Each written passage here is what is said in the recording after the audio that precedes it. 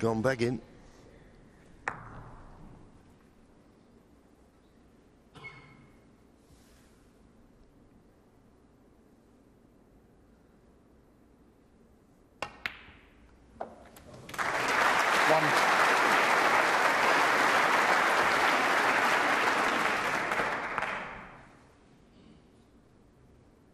Good opening red, but a big ask to win the frame at this visit, the way the reds are situated.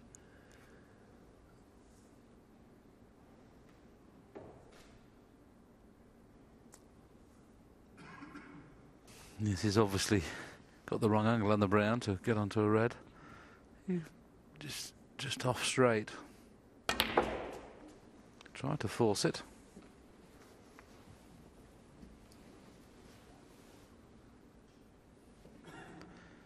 Trying to get right in behind it off two cushions just to try and push it out into open play to a middle or quarter pocket. Just didn't quite get there.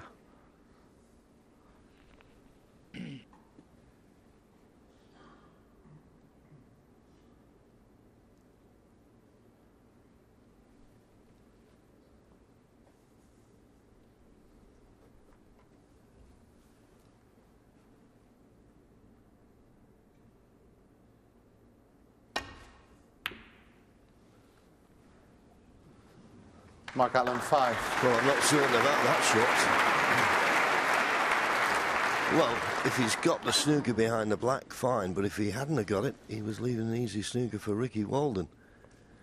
And the way Ricky's looking, he has covered the red next to the pink with the black. So it was worth the ripple that it got.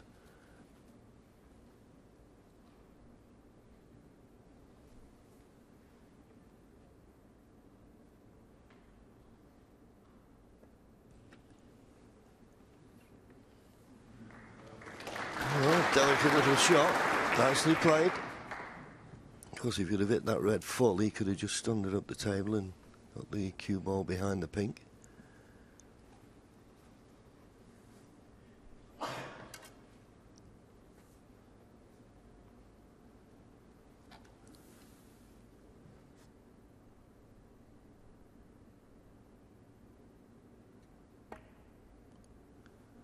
Trying to nestle this behind the green, but not quite.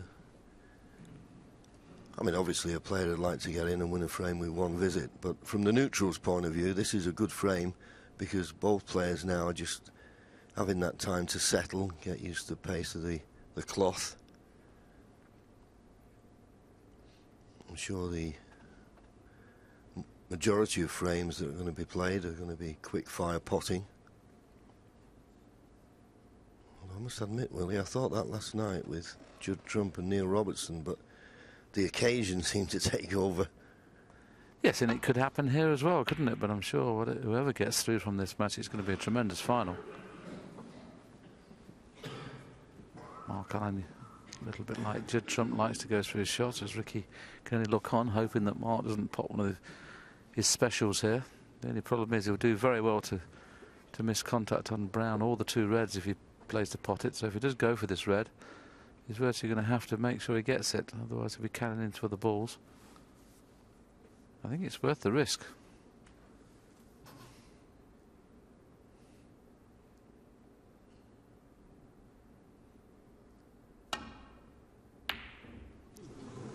Why has he missed this cannon? And he managed to miss both cannons. Unless the red passes the yellow, he's got away with it. Does it pass the yellow? Yes, it does. I'm sure it does.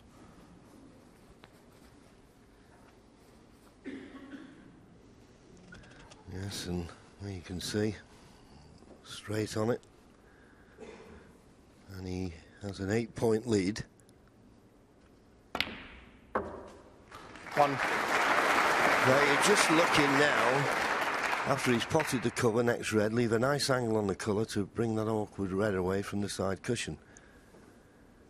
So pot the brown, nice angle on the red. You'd possibly favour playing for the brown again.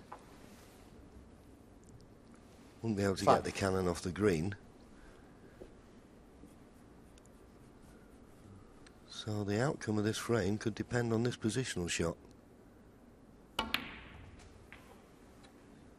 I 6. don't know whether he had a heavy contact, but that's nothing like where he wanted to be. May not even play a pot here. Let's have a look. Sounded funny that the white seemed to stop when it hit the red.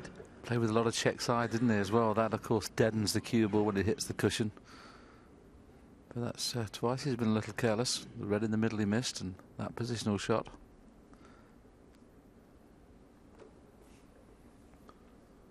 Right, he leads by 14. The extra 2 points is not really any good to him. I don't blame him just tiddling up behind the yellow here. I don't know whether he fancies that. Oh, behind the brown. Ricky Walden 6. But why would you want to put the yellow safe? Well, I was just going to ask you the same question, Willie. I mean, he needs the yellow. He could have just rolled to the yellow, dead weight, kept the yellow on and around its spot, and still got the snooker.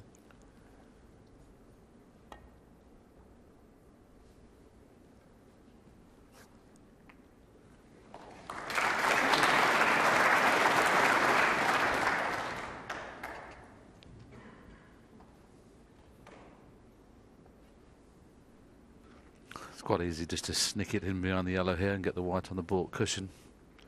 The snooker actually might be quite hard to hit, only because he's going to have to come right up off the black cushion to go up and down for the red. So it's definitely worth playing the little snick. I don't know whether he's thinking about getting it behind the brown as well, but just flick it in behind the yellow. He can only use the black cushion now, really. Can you see the edge of it? Maybe just. Thank you. Well, he looks as though he can. What he's got to be wary of here is catching the bump in the middle pocket.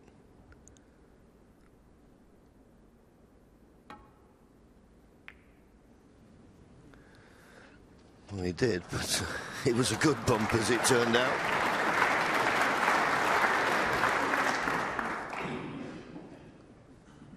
It's okay, Ricky. Thank you.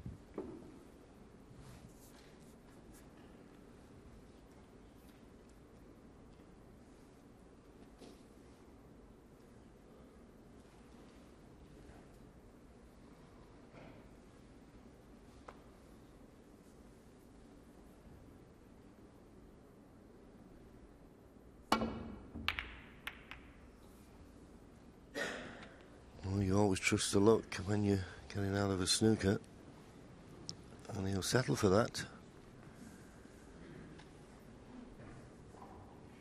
That's not turned out too bad at all. He could double the red up to this end of the table, but he'd be risking getting the double kiss. He's actually in a bit of trouble here. Whichever way he plays the safety, the double kiss is on.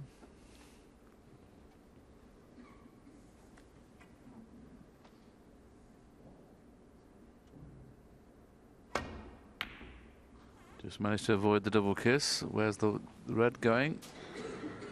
Well, that's another poor shot. He knows he was doubling over to the corner.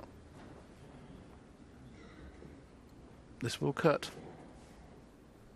I just had a look there. I don't know whether he can get through it direct, though. If you try to bend it with a little bit of side, I think he may have to bend it just to get to the potting angle. If he knocks this in, he goes a big favourite for the frame. Well, he's playing it plain ball.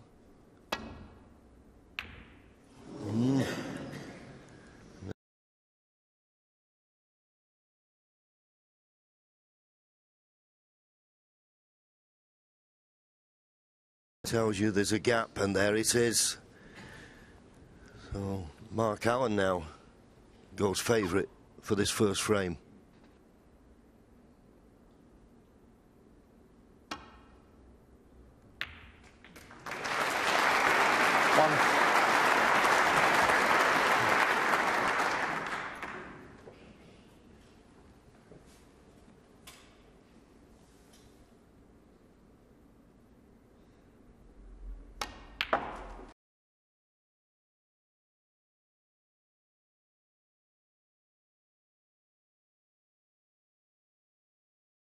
better snooker from these two players. These two players have been hitting the ball really well this week. I don't know why he's shaking his head. He can hold for the green, but I suppose he's worried about getting the wrong angle on the green to get on the brown, and that's his problem. So if he pots the yellow, he can only hold it half ball. That's one way he could go.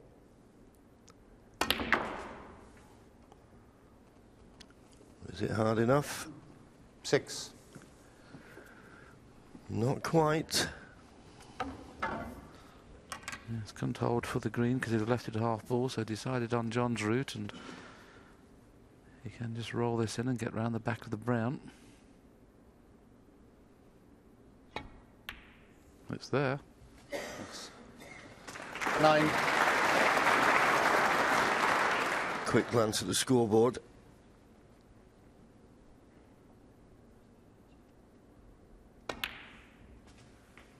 Just blue and pink needed. 13. And that's inch perfect.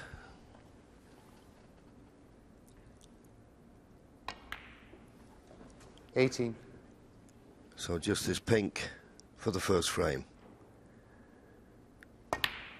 In it goes, scrappy affair. Mark Allen won't mind that. Ricky Walden had a couple of chances there. He'll be disappointed not to have taken them. Mark Allen will be pleased though, as he goes to the dressing room with a 1-0 lead. Yes, a nervy, edgy start to this second semi-final here in the Barbican, and in our studio this afternoon we've got Mr Doherty practising hard. He'll be chipping in, I'm sure, to the discussion throughout the afternoon. John and Steve, of course, are with us as usual. And your impressions about the lineup that we have this afternoon. First of all, before a ball was struck, what was your feeling about the way these players matched up today? I was impressed with Ricky Walden in how he's got this far, in the, but also I'm always impressed with Mark Allen. His competitive spirit is marvellous. Different styles completely, and I like the way Mark Allen hits the ball. He has no exaggerated backswing. He's very compact and short, so he can always get off the mark pretty quickly. There's nothing too much can go wrong with his cue action. John, comparing their respective records, Ricky's obviously gone ahead and he's won a world ranking event in Shanghai 3 years ago. Mark, though, do you think he edges it in terms of his experience at this point? I do, yeah. What's he been? I think it's five ranking semi-finals and one at the Masters. So obviously, OK, he's not got through to a final yet, but he's used to playing on the big occasion, on the big stage. And Ricky's sort of won the one and then he's disappeared for a little bit. He hasn't really been in the final stages, so he definitely edges it experience-wise, Mark. I think early on in the match we're going to see that might have a bearing on it, really. We always talk about scars that are inflicted in defeats in the past, and I know that from Mark Allen's perspective, particularly at the Masters earlier this year, that was a sore one and it took him a long time to get over. When you get to this point, does it become a bit of a mental barrier for you in another semi-final? Absolutely, till you get over it. It's a catch-22. You need to be there in that situation to have the opportunity to do it, and then you keep getting beaten. But he's one of those players, really, that we've been looking at for a few years, thinking when he wins his first one, he's going to win a few more. But of course, it's difficult to win that first one. Ricky, quietly gone about his business. He's not a fellow that trumpets his opinions to the fore, does he? And I guess it's a very